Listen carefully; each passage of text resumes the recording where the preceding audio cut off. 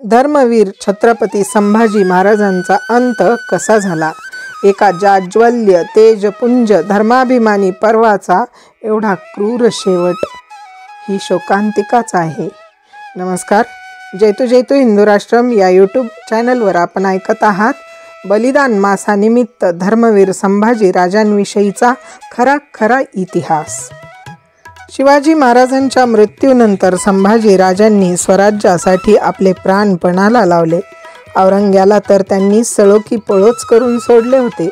औरंग्याचे सैन्य व लवाजमा फौजफाटा खूप मोठा होता, तरीही शंभूराजे त्यांच्या हाती लागतच नव्हते आणि ते कधीच त्या क्रूर औरंग्याच्या हाती लागलेही नसते, पण आपल्या स्वराज्यालाच सुरुंग लागले होते. आपल्यातीलच काही फितुरांनी दगा दिला आणि त्यामुळेच पुढचा अनर्थ घडला. फितुरांनी स्वराज्याच्या पाठीत खंजीर खुपसला. अंतिम काळात औरंग्याने महाराजांचा एवढा छळ केला की कदाचित त्याची शिक्षा म्हणून औरंग्या अजूनही नरकातच सडत पडला असेल. 1689च्या सुरुवातीची घटना आहे. छत्रपती संभाजी महाराज काही सैन्य घेऊन संगमेश्वर कोकण येथे थांबले होते. घातपाताच्या शक्यतेकडे त्यांनी लक्ष दिले नाही आणि संताजी घोरपडे व सैन्याला रायगडावर परत जाण्यास सांगितले. कवी कलश, सेनापती म्हाळोजी घोरपडे आणि 300 सैन्य सोबत ठेवून महाराज संगमेश्वरलाच थांबले. शेख निजाम उर्फ मुकर्रब खान याने गणोजी शिर्के यांच्या मदतीने संगमेश्वरावर हल्ला केला. एकच गोंधळ उडाला. 1 फेब्रुवारी 1689 संभाजीराजे 300 सैन्य घेऊन शेख निजामाच्या 5000 सैन्याशी लढत होते. अटीतटीची लढाई होती ती. एवढ्यात काळाने एक आघात केला आणि सेनापती म्हाळोजी बाबा लढताना घायाळ होऊन धारातीर्थी पडले. तेवढ्यात कवी कलशांच्या पायावर घाव बसला आणि ते जोरात किंचाळले, राजे राजे. शंभूराजांच्या घोड्याच्या एका पायाला स्वर्णकडे होते, ते मुघल सैन्याला माहिती होते. कवी कलशांची अशी आर्त हाक ऐकून शंभूराजे परत फिरले आणि त्यांच्याजवळ गेले. तेवढ्यातच मुघलांनी डाव साधला. घोड्याच्या पायाचे स्वर्णकडे ओळखले आणि शेख निजामाचे सैन्य त्यांच्यावर तुटून पडले. सपासप वार करू लागले. राजे सर्वांना एकटेच झुंज देत होते. महाभारतात जसे युद्धभूमीवर चक्रव्यूहात अडकलेला अभिमन्यू एकटाच सर्वांशी लढत होता, अगदी तीच स्थिती होती आपल्या शंभूराजांची. अखेर शेखच्या 70 हबशांनी साखळदंडाने संभाजीराजांना आवळले. साखळदंडाने बांधून राजांना संगमेश्वरावरून बहादूरगडास आणले.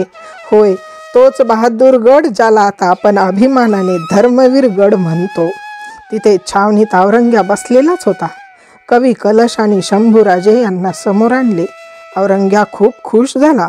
या परवरदिगार तूने मेरी बरसों की मुराद पुरी की है, शुक्र है, असा औरंग्या मोठ्याने म्हणाला. औरंग्या डोळे विस्फारून आश्चर्याने बघतच होता. आपल्या शंभूराजांचे ते बाणेदार रूप, बलदंड धिप्पाड शरीर, करारी मुद्रा, ते आग ओकणारे डोळे, साखळदंडाने पकडलेला तो तेजपुंज मराठ्यांचा राजा, सिंहाचा छावा, औरंग्या बघतच राहिला. बऱ्याच वेळाने औरंग्याने तख्ते कुलाहची शिक्षा सुनावली. आपल्या शंभूराजांना आणि कवी कलशांना उंटावर उलटमुखी बसवले. विदूषकांचे कपडे अंगावर घातले.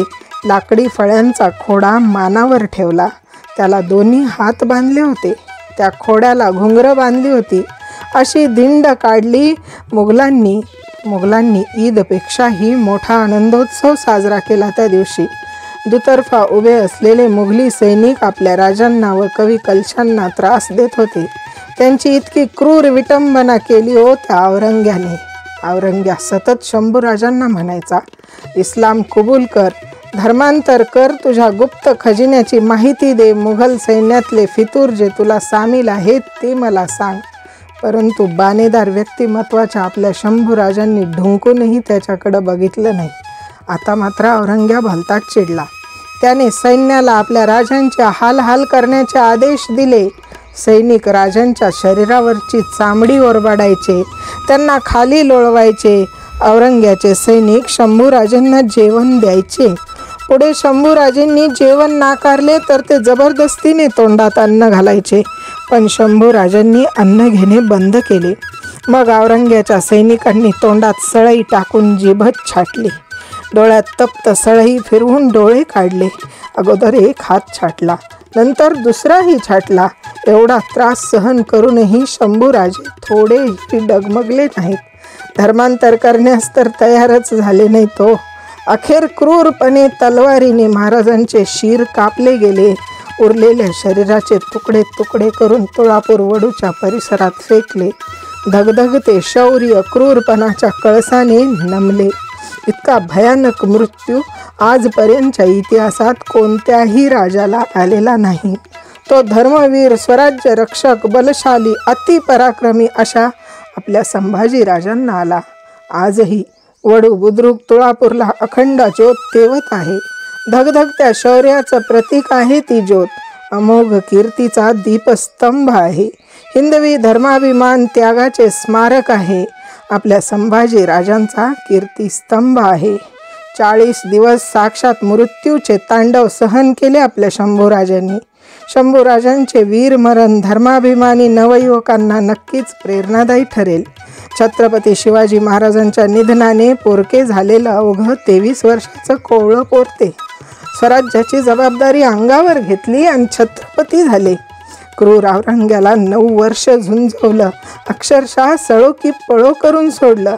अशा शंभूराजांचा तो जाज्वल्य पराक्रम, ते तेजस्वी डोळे, कधीही न झुकणारा बाणेदारपणा, ते स्वराज्याचे औक्षण, ती प्रतिज्ञा, ते पालन, जोवर चंद्र सूर्य आकाशात राहतील तोवर येणाऱ्या प्रत्येक पिढ्यानपिढ्या स्मरणात ठेवतील. देश धर्म पर मिटने वाला शेर शिवा का छावा था, महापराक्रमी परम प्रतापी एक ही शंभू राजा था, एक ही शंभू राजा था.